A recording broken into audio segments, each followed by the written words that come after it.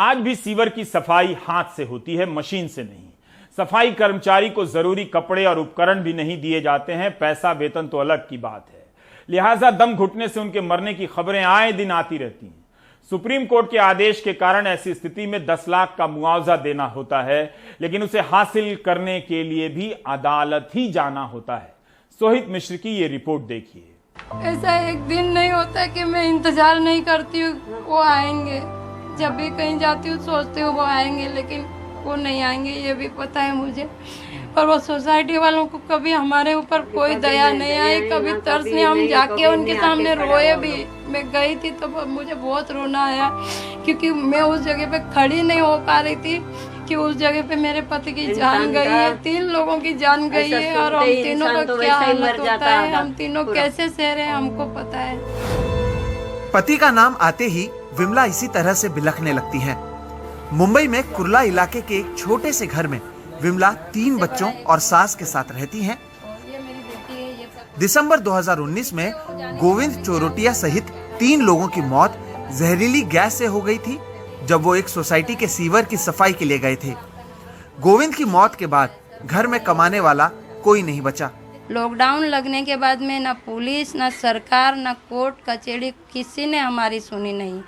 और यहाँ पे जैसे लोगों को खाना बांटने वाले आते हैं, हमारे नगर सेवक है, जैसे कोई भी बड़े लोग हैं, तो हम भी वहाँ से लेके आते थे, क्योंकि हमको अपने बच्चों की पेट की भूख चाहिए मिटानी थी। तो वहाँ से टिफिन लेके आती थी, और कभी नहीं होता था तो किसी से इधर उधर से कर्जा मांगती थी। बाकी 2 बच्चों की पढ़ाई तो उस वक्त ही छूट गई थी। 1 महीना उन्होंने एग्ज़ाम नहीं दिया, इसीलिए टीचर ने आगे लिया नहीं 10th की पढ़ाई में। और उसके बाद में मेरे पास इतनी अमाउंट नहीं है कि मैं अपने बच्चों को फिर से पढ़ा सकूं। नीता के पति संतोष कालसेकर उन 3 लोगों में शामिल थे जिनकी मौत जहरीली गैस से हुई। उनके जाने के बाद नीता का जीवन मुश्किल हो गया। लॉकडाउन के दौरान कई बार भूखा सोना पड़ा। बच्चों की देखभाल सही से नहीं हो पाने की वजह से बच्चों को रिश्तेदार के पास छोड़ना पड़ा। हमारा घर चलाना मुश्किल हुआ था। 2 बच्चों को लेके अभी किसी के पास मांगने जाएगा तो कोई ऐसा लॉकडाउन में देगा भी नहीं। काम पे नहीं जा सकती तो मेरे को कर्ज भी लेना पड़ा और भूखे भी सोना पड़ा। वो अभी भी बोलता है मैं इधर उधर जाएगा तो मेरे को मेरा पापा मिल जाएगा, लेकिन उसका पापा थोड़ा उसको मिलने वाला है। शुक्रवार को अपना फैसला सुनाते हुए बॉम्बे हाईकोर्ट ने इस मामले को आंखें खोलने वाला मामला बताकर 1 महीने के भीतर तीनों परिवारों को 10-10 लाख का मुआवजा देने का फैसला किया। इस मामले में पीड़ितों की ओर से ईशा सिंह पेश हुई थी।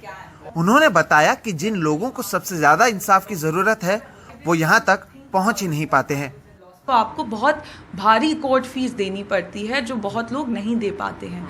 पर दुख की बात ये है जिन लोगों को ये सबसे ज़्यादा ऐसी पेटिशंस की ज़रूरत होती है, सबसे ज़्यादा टाइम रजिस्ट्री में इन्हीं पेटिशंस पे लगता है, ऑब्जेक्शंस पे ऑब्जेक्शंस। और जो गरीब लोग होते हैं वो हमेशा अपना काम छोड़ के हाई कोर्ट में नहीं कर सकते, क्योंकि हर दिन की सैलरी उनको मिलती है। सरकारी दावे चाहे जो कुछ कहें, हकीकत यही है कि लोगों की मजबूरी का फ़ायदा उठाकर उनके साथ अमानवीय तरीके से व्यवहार किया जाता है।